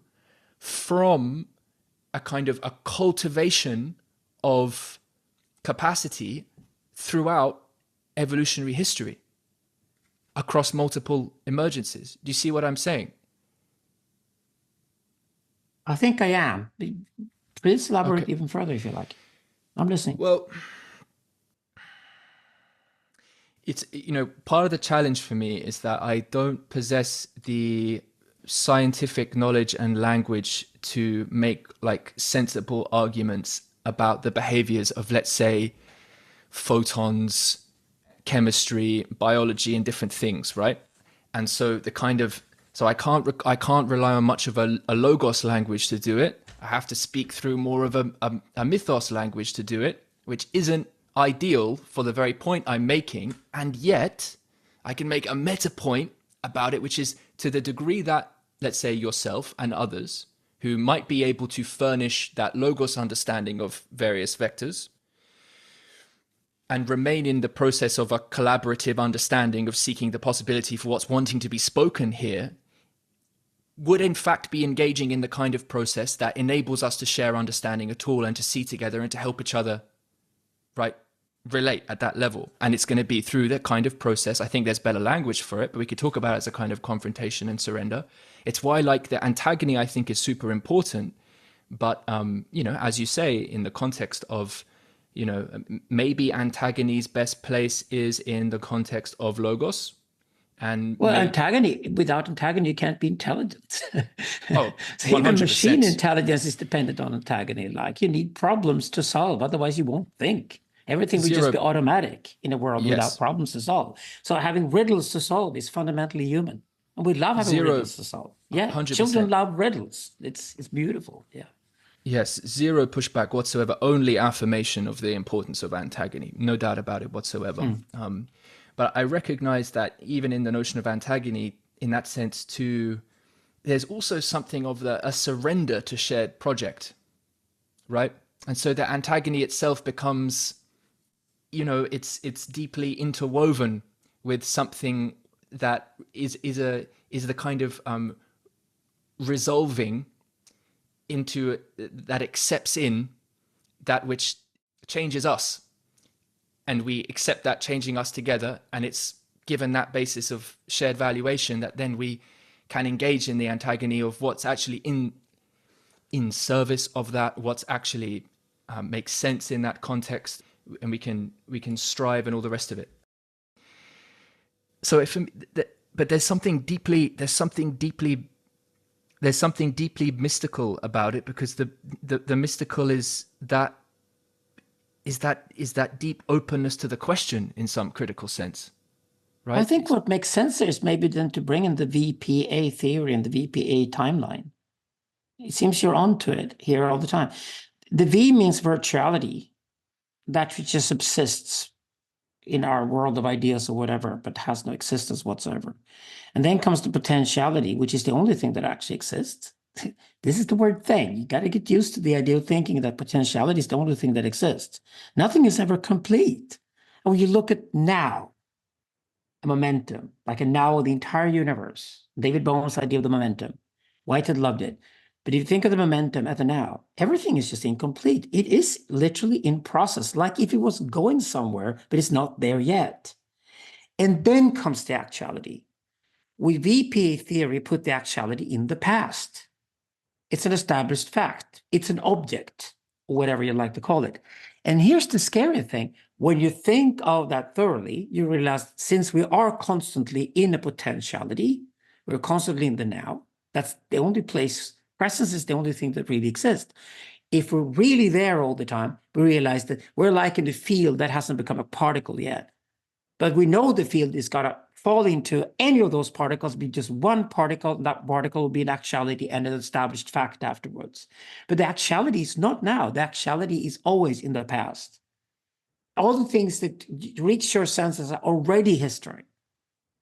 You are in the now, but everything that you try to process through your senses is already historical. So yes, you're trying to process objects, you're trying to process actualities, but already things of the past. Whereas the now is potentiality. And here's the trick. That means there's an enormous amount of freedom to act as a free agent. This is Hegel's great insight. Hegel says that indeterminacy is the name of the future. The future is contingent, but the past is completely necessary and locked in and cannot be changed. So this is actually where Hegel and Nietzsche strongly agree. Hegel calls it the necessity of the past. Nietzsche calls it amor fati. We call it actuality.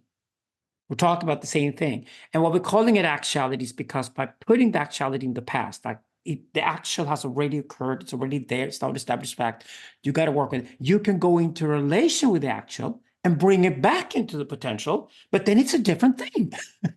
So you take the actual and you engage with it, and you're this personal agent to engage with it because you're virtualizing, fantasizing about what this relation between you and this object could be.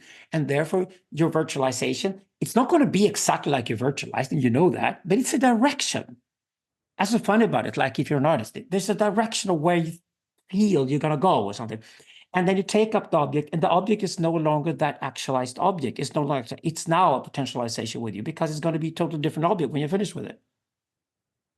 And this back and forth between relations of relata is what we're doing with VPA theory. And here's the next trick. VPA theory is not you. VPA theory is the sociant. VPA theory is how we do interact and participate with other human beings. We go together into the forest. We pick a mushroom together. We take the mushroom home. We might have fun eating the mushroom, or we might cook a good soup out of the mushroom. The mushroom is now actualized into a new potential of a mushroom soup or a mushroom trip or whatever. And you and I are engaged in this together. It's a shared potentiality, shared subjectivity. And this is the beauty when you start seeing it, how it unfolds. I mean, this is why Deleuze did probably the right thing when he said, I'm going to try to rethink philosophy as if Hegel did not exist, which is the ultimate honoring of Hegel, of course.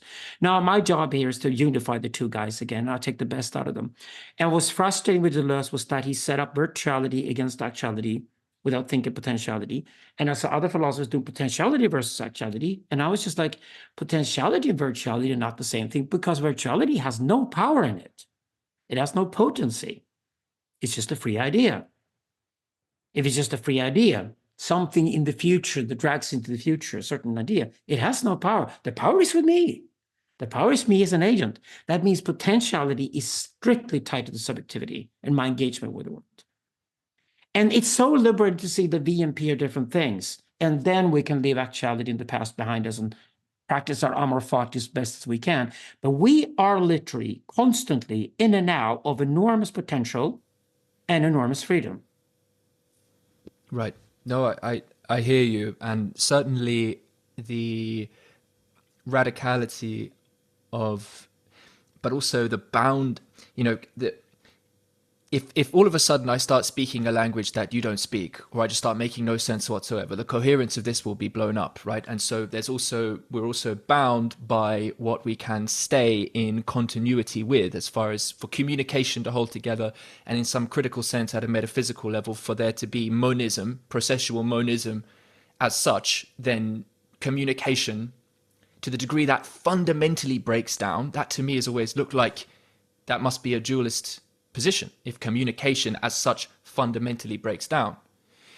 And so like this has been foundational to certainly like the philosophical thinking, but again, not so much a thinking, it is a thinking, but just a realization of what it is to participate with other human beings. And in that sense, to really engage in creativity. Okay, for example, we pointed out in the book, the Persians did invent the concept of empire. And what did they do? They realized you must have an elite to speak the same language. Because if you and I meet in the forest and we don't speak the same language, we will kill each other. If we speak the same language, a much lower barrier of entry and a much bigger likelihood that we actually communicate with each other, have fun, and start collaborating. And from that Persian idea that a court language is the beginning of trying to create something bigger than the social, came the Hebrew idea that having shared values and a court religion could do the same job. So the idea that you create something larger than social, you must have shared communication, shared language, shared medium. Yes. Absolutely. So all the dreams we're doing now, we must forgive the past in the sense that if people killed each other relentlessly 10,000 years ago, what else would they have done? Would have done the same thing because they had no shared language, no shared sense of communication, and no shared sense of meaning and direction. So this is the beauty of religion and language. The religion and language are created by human beings to try to create more shared space for larger populations to collaborate with each other without killing each other. We just happen to create the bomb on the side too, and that's the problem. But the potential of religion and of language and the internet right now is fantastic.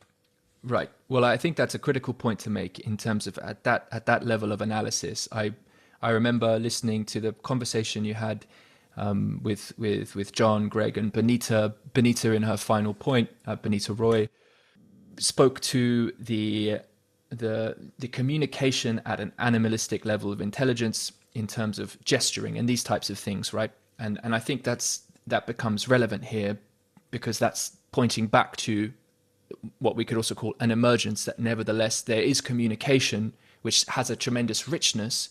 And what I'm kind of saying is that there's continuities between the kind of the dialectics, you could even say, the dialectics between those the possibility for communication at that level, which then shows up in how we engage with language and what have you. So the language isn't the language is absolutely in that sense like bootstrapping the capacities of a new paradigm, you could say, but it's also it's of a living history, it's of a lineage, and it draws the modes of orientation with respect to what it is to perform language, what it is to relate with each other, remain in continuity.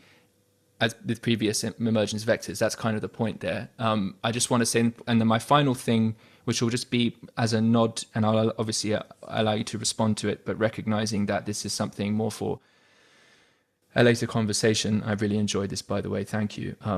Oh, thank you for having me. I really enjoyed this conversation too. So there you go. Yeah. Awesome.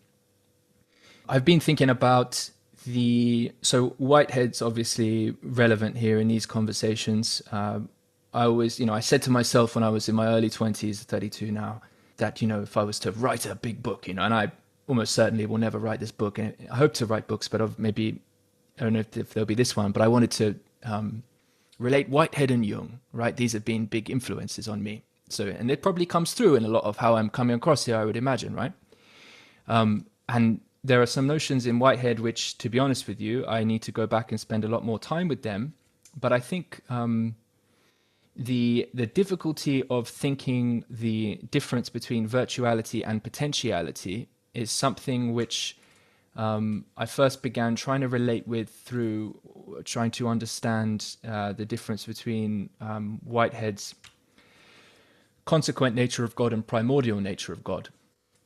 It's not for me to explicate these in the time we have. I don't have it with the clarity to be succinct.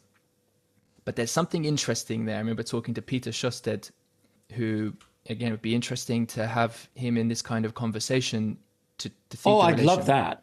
Keep that in mind. Peter, totally. You're not getting away. Tim and Alex are going after you.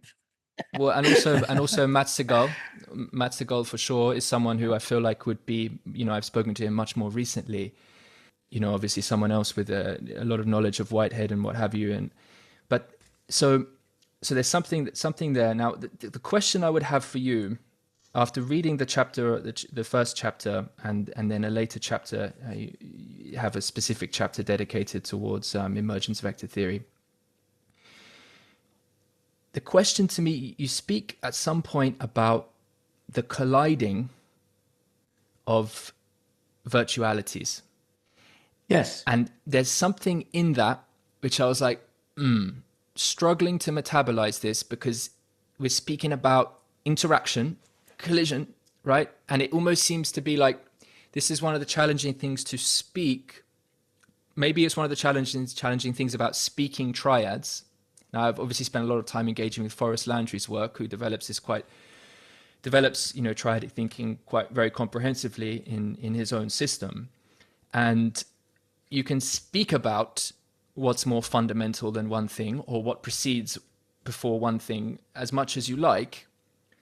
The very act of our sharing in cognition about it and speaking about it and doing, in that sense, a logos of it, isn't necessarily what it is to actually live it and be it and breathe it. We're always kind of retroactively talking about it and turning it into an omniscience then in Forrest language, although the praxis of our participation in principle stays in the immanent, right, as that emergent now. But it's just it's a difficult thing. I wasn't able to come to proper clarity around, again, what constitutes if virtualities don't have potency, how can they collide, basically? Well, they don't even exist. Here's the weird thing. They don't even exist. So relations are first. We totally agree with it. Relations are first. But how do you think that properly and make it comprehensible for you as a human being to think it?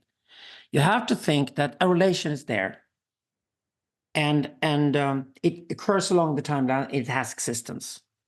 And in hindsight, you would then start looking for what are the objects that actually collided into a relation? What are the relata that collide into a relation anyway? Relations are first. Nothing exists before that. So we then invent the term subsist. So all that subsists are virtualities. And in the most simple form, you think what a potentiality is, it is the collision between two virtualities. Or rather, it is the collision of virtuality with a potentiality into new potentiality. Well, there you go. This is trippy like hell to think, but if you've done, for example, superstring theory in physics, and I've done that, then you realize that the string that vibrates, there's no string there. It's just a vibration. It's just a vibration, period. Nothing vibrates. It's a vibration without anything that vibrates. But that's how you have to think relationalism. if you're going to think Whitehead and take him really seriously and think relation prior to relata, you have to think that it's a pure relation. But to think pure relation along the time axis means you have to think, and you're allowed to think freely, you have to think that virtuality is a precursor to the potentiality. But there's nothing there that collides. The collision is first. That's what a virtuality is. That's what it means. That's why the thing that people want to project onto, we place then in the past and said, the V becomes the P, and the P is what we're interested in because our human freedom, our agency, our existence is always in the P. We're thrown back to the P constantly. There's a new now, there's a new now, there's a new now. And history consists of this chain of nows, and these are the Ps. It's a chain of Ps. That's all that exists. Because once it's an actuality, and it's a thing of the past, then it's no longer happening. It's no longer there. It's trippy like hell, but this is what philosophy becomes once you go really, really deep. That's why Whitehead is amazing. You can never get enough of him. You have to return to him constantly, and you see more stuff coming out of him every time you read him. I say Hegel, Nietzsche, Whitehead, gold mines. Gold mines. You never finish with these three guys. You never finish with them. Very much. And yeah, so that's how trippy virtuality. So if you think virtuality as you're not allowed to think it has any potency, then you stop thinking it as an object at all, and then it's just an empty subsistence of some kind. And then you realize that if there's only one actuality, only one particle at the end, and there's an enormous field, or potentially enormous amount of potentialities that could be the actuality. There's no field before the particle. They'll all then fall apart, and only one of them will be the actuality. Then you can think of how many enormous amounts of virtualities you would have to think. It's just mind-blowing. So it's fun, but it's incredibly challenging, and it's not for everybody, but it's very useful to do VPA theory, not to think too much about it when you start lecturing to people, because you can actually sit in a conversation about people where you have to make decisions. And you can say, what's the P, what's the A, and what's the V, and what's the P, and what's the A, and what we're talking about here. All right, yeah, A is established fact. We agreed on this and this and this. Yeah, that's the A. So P is our freedom to make a decision and stand by and swear an oath to each other and say, we collectively together as a group decide to do this, and we're going to stay with that decision and try to pursue it all the way. And the virtuality is that what is a possibility from the future? Oh, there's so many possibilities. Okay, which one are we going to go for and pick as our virtuality that we have a relationship with and pull it into its potential into the net? So it's very liberating sitting together, working creatively with people to actually think in terms of VP and A. Yeah, so I see how at that level it is, as you say, rather than step back into it, I'll just share the final thought that this does have me, I often liked most to, I prefer to have dialogues with people, but if I'm just thinking by myself, I often used to like going out to places I could dance and then also take a break and write in a little notebook. And there's very much something about the forever, in principle, like the forever chasing the tail of thinking, which let's just drop it. And here we are. We recognize the praxis of communication we're already involved in. We can attune to the musicality around us in the music, and we can dance. And in that sense, we have already in us, we are already cultivating the capacity to live what we're actually talking about through the language of thinking. And so the mystic, in that sense, the mystic and the, analyst, they don't need to be so incredibly separate at all, really. Then I think they really do need to go together. Otherwise you forget the living question that moves through you, or you don't cultivate the capacity for precise analysis that might be necessary to actually respond to the criticality of present paradigms, right? And so there we are. This has been a good one. I think it's like Layman Pascal pointed out once. He said, Alexander Bard invented the perfect book title for both him and me, and the book title would be Sex, Drugs, and Psychoanalysis, the Three Western Tundras. Unfortunately, neither he nor I am going to write the book. But as a virtual book title, Sex, Drugs, and Psychoanalysis, the Three Western Tundras makes a lot of sense. Makes a lot of sense. I am going from psychoanalysis through anthropology onto mysticism myself. I think I'm going that direction with my writing and my thinking as well. And it's going to take the time it's going to take before I'm there. But I'm certainly going that direction. And there's a lot of garbage that needs to be cleansed out on the way, certainly, to think more clearly. The infinite series of virtual collaborations between Alexander Bard and Layman Pascal. That is quite the thought. All right, shall we call it there? We'll call it there, Tim. Oh, pleasure, a true pleasure. I'd love to have another conversation. And like you mentioned here, a couple of our friends out there, fellow colleague philosophers, we're going to engage in more conversations. Absolutely. Awesome. Love All right, you, brother. Take care. Bye-bye.